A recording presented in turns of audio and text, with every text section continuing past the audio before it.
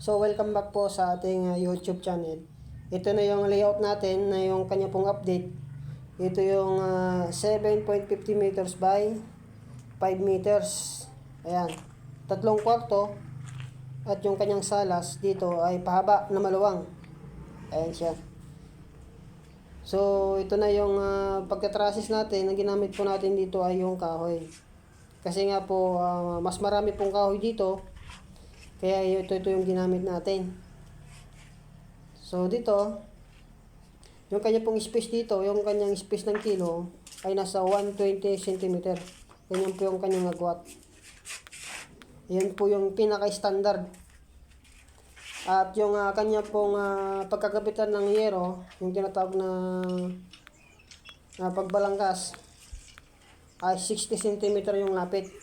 Para matibay po yung atin pong yero dito. Kung meron mang malakas na bagyo, ay meron po tayong panglaban. At dito yung kanya pong style sa pagbubong nito ay solar type mga guys. Para hindi po tayo magastos. Para madali po siyang year 1. So yung pagkainaman naman pag solar type. Kasi kung 2 grados agwas, ay mas marami pong ragas na yero doon at mas marami pong masasayang. Pero dito, ito na yung trending kasi ngayon, panay solar type. So ito yung ating pong pag-uulo at gagawin natin dito. So ito naman yung kanya pong terrace.